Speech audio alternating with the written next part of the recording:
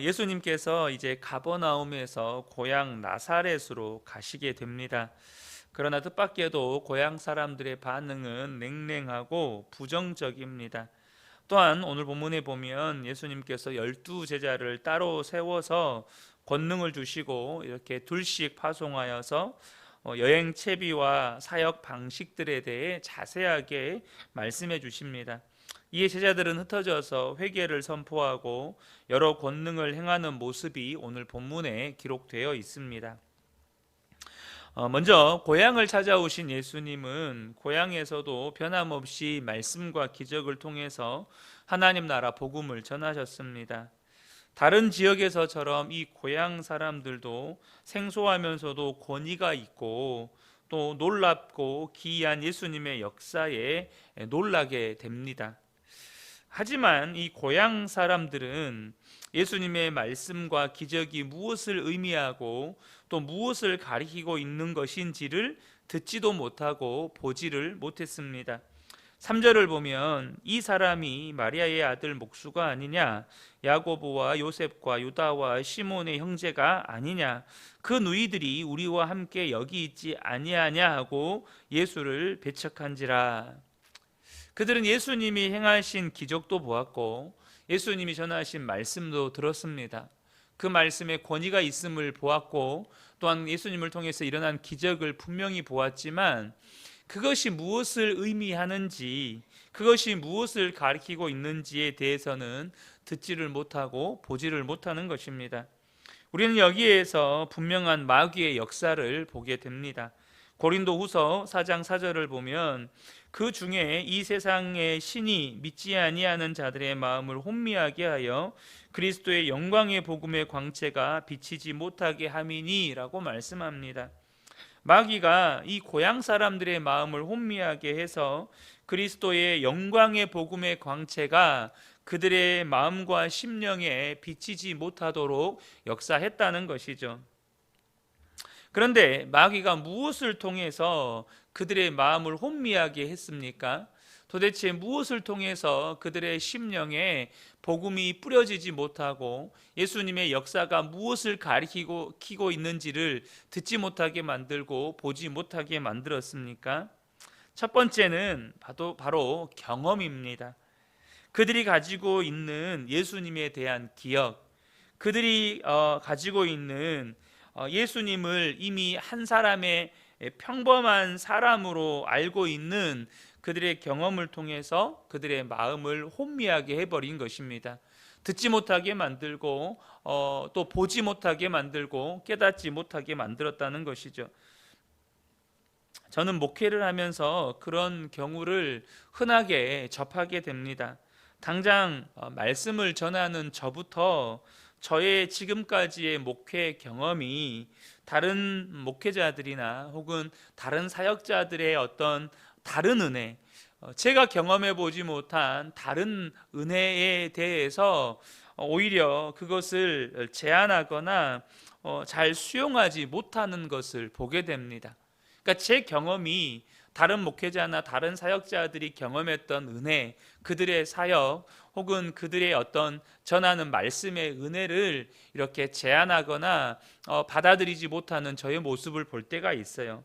마찬가지로 우리 성도들 역시 자신이 경험한 은혜, 그러니까 자신이 이전 교회나 혹은 이전에 신앙생활하면서 경험했던 어떤 은혜의 경험들이 다른 하나님의 은혜들을 제한하거나 혹은 자기가 경험한 것과는 다른 은혜나 다른 색깔의 신앙을 비판하거나 판단하면서 하나님이 내 삶에 행하시는 새 일을 제한하거나 배척하는 경우들을 보게 됩니다.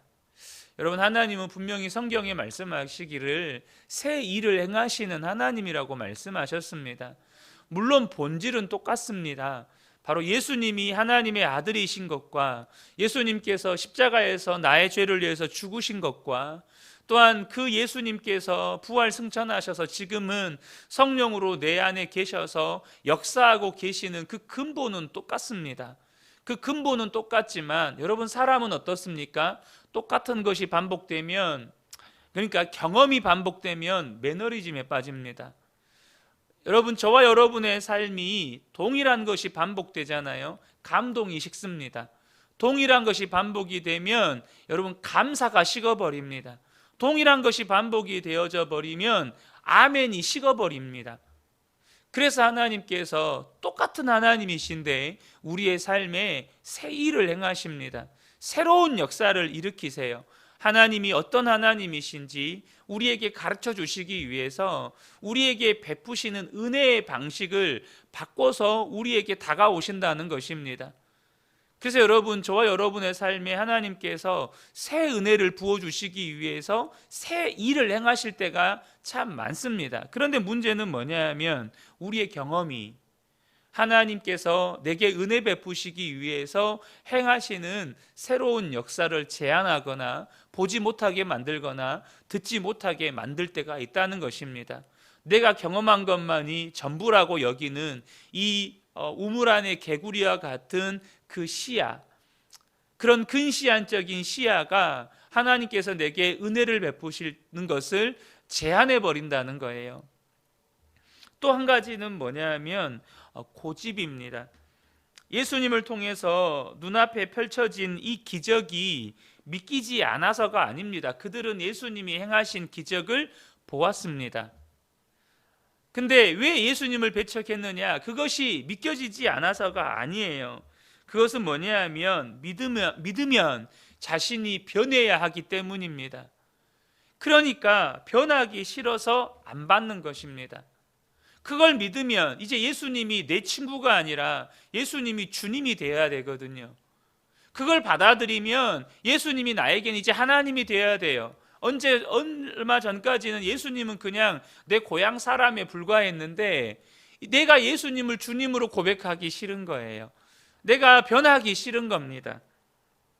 이러한 상태를 마태가 선지자의 글을 인용해서 이렇게 기록해 두었습니다. 마태복음 13장 15절에 보면 이 백성들의 마음이 완악하여져서 그 귀는 듣기에 둔하고 눈을 감았으니 이는 눈으로 보고 귀로 듣고 마음으로 깨달아 돌이켜 내게 고침을 받을까 두려워함이라 하였느니라.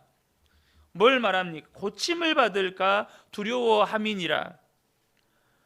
그러니까 그들은 진짜 믿어서 자기가 변하는 게 싫었다는 겁니다. 그냥 이대로 사는 게 좋다는 거예요. 그냥 내가 하고 싶은 대로, 내 육신대로, 내 자아가 원하는 대로, 내 계획대로, 내 고집대로, 이전에 내가 살아왔던 삶의 방식대로 그대로 살고 싶다는 겁니다. 예수를 믿으면 포기해야 되는 것이 많고, 예수를 믿으면 내가 하기 싫은 것을 해야 할 것 같고, 예수를 믿으면 내 욕심, 내 야망, 내가 원하는 모든 것을 내려놓아야 하는 것이 싫어서, 변하기 싫어서 안 믿는다는 겁니다. 히브리서 기자가 이렇게 말씀합니다. 히브리서 3장 7절과 8절에 그러므로 성령이 이르신 바와 같이 오늘 너희가 그의 음성을 듣거든 광야에서 시험하던 날에 거역하던 것 같이 너희 마음을 완고하게 하지 말라. 무슨 말입니까? 하나님의 말씀 앞에, 하나님이 행하시는 은혜의 역사 앞에 고집 피우지 말라는 것입니다. 여러분 어떻습니까? 여러분에게는 고집은 없으신가요? 하나님 앞에 생떼를 쓰고 계시지는 않습니까? 내가 원하는 것 이루어 달라고, 내가 기도하는 것 들어달라고, 내 계획 이루어 달라고 그러고 있지는 않느냐는 것입니다. 사랑하는 성도 여러분, 저와 여러분이 하나님의 말씀 앞에서만큼은 경험도 고집도 다 내려놓으실 수 있는 분들이 되시기를 축복합니다. 여러분, 고집을 피워봐야 나만 손해입니다. 고집을 피워봐야 하나님을 이길 수가 없습니다. 고집을 피워봐야 나는 하나님의 은혜를 경험할 수가 없게 되는 것입니다.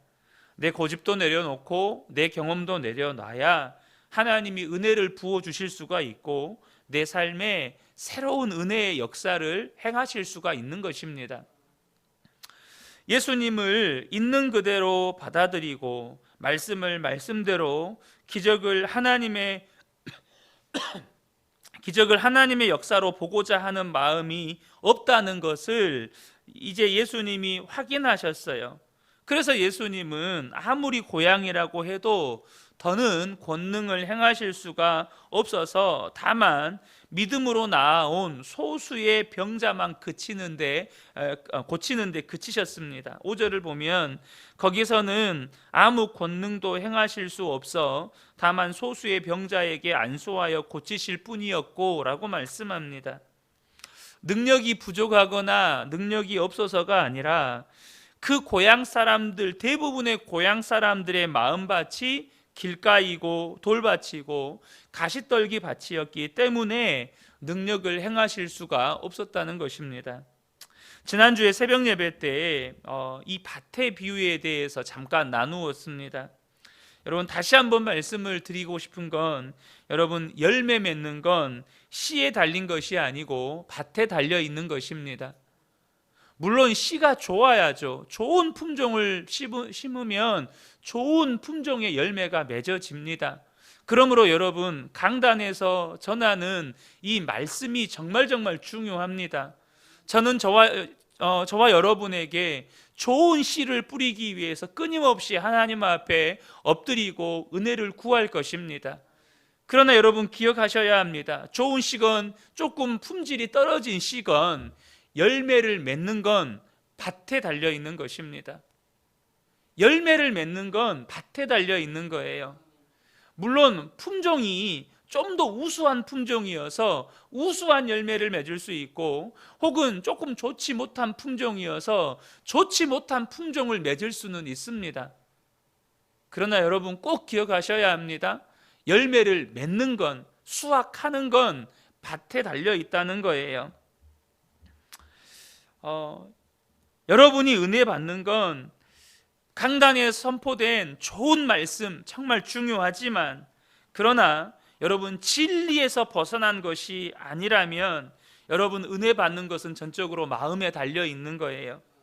그러므로 여러분의 마음을 날마다 지키고 잘 갖고 가시기를 축복합니다. 여러분의 마음에 더러운 것들이 뿌려지지 않도록, 그래서 여러분의 마음이 굳어지지 않도록 날마다 여러분의 마음의 주인을 예수님께 내어드려야 한다는 것입니다. 마음의 중심을 예수님께 내어드려야 한다는 거예요. 또한 여러분, 오늘 본문의 이 역사의 현장에, 예수님의 고향의 현장에는 믿지 못할 이유보다 믿을 수밖에 없는 이유가 압도적으로 많았습니다. 예수님께서 놀라운 기적을 행하셨고 정말로 이전에 듣도 보도 못한 권위 있는 말씀을 그들에게 전하셨습니다.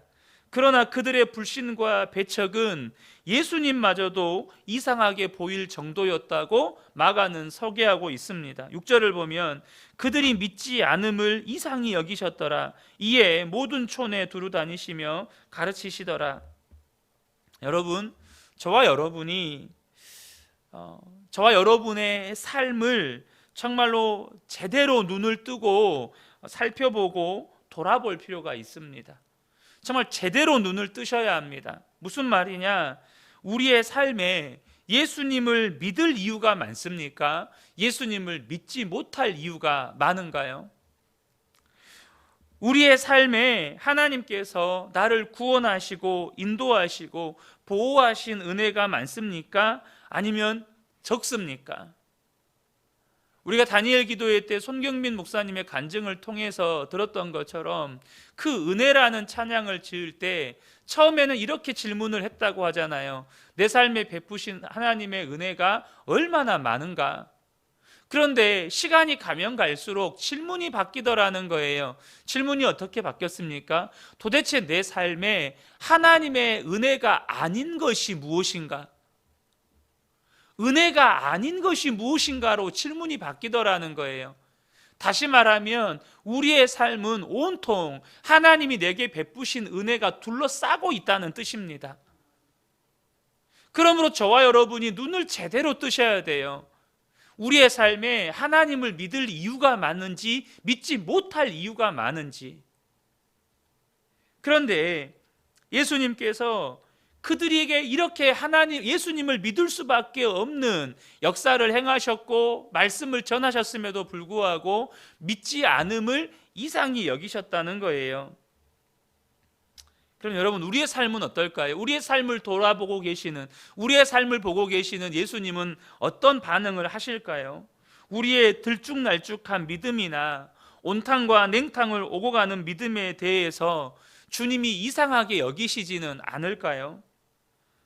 혹시 본문의 예수님처럼 더 이상 여기서는 역사해봐야 소용이 없겠구나, 더 이상 여기에는 은혜를 베풀어봐야 소용이 없겠구나, 믿지도 않을 건데, 오히려 배척할 건데 여기서 은혜를 베풀 이유가 뭐냐 하고 떠나가시지는 않으실까요?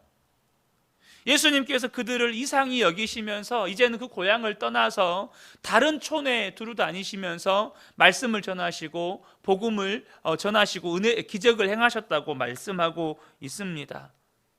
혹시 저와 여러분을 보시면서 내가 더 이상 은혜 베풀 이유가 없겠구나, 이렇게 들쭉날쭉이고 이렇게 냉탕과 온탕으로 오가면서 끊임없이 원망 불평하는 이 사람에게는 내가 더 이상 은혜를 베풀 필요가 없고 내가 더 이상 기적을 베풀 필요가 없겠구나, 여러분, 이렇게 우리 주님께서 우리를 바라보시면서 생각하고 계시지는 않느냐는 것입니다.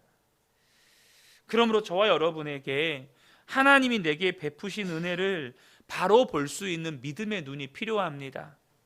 그러므로 여러분, 사도 바울과 같이 기도하시기를 축복합니다. 에베소서 1장 17절부터 19절을 보면, 우리 주 예수 그리스도의 하나님 영광의 아버지께서 지혜와 계시의 영을 너희에게 주사 하나님을 알게 하시고 너희 마음의 눈을 밝히사 그의 부르심의 소망이 무엇이며 성도 안에서 그 기업의 영광의 풍성함이 무엇이며 그의 힘의 위력으로 역사하심을 따라 믿는 우리에게 베푸신 능력의 지극히 크심이 어떠한 것을 너희로 알게 하시기를 구하노라. 지금 사도 바울의 기도가 무엇입니까?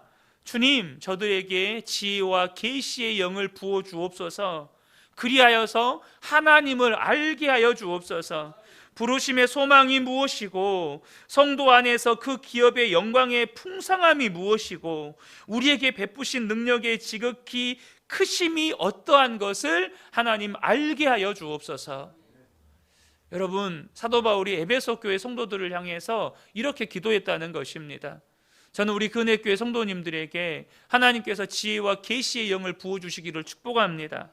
그래서 하나님을 알게 하시고 부르심의 소망을 알게 하시고 그 기업의 영광이 풍성함이 무엇인지를 알게 해주시기를, 하나님께서 우리에게 베푸신 능력의 지극히 크심이 어떠하신지를 알게 해주시기를 예수님의 이름으로 축복합니다.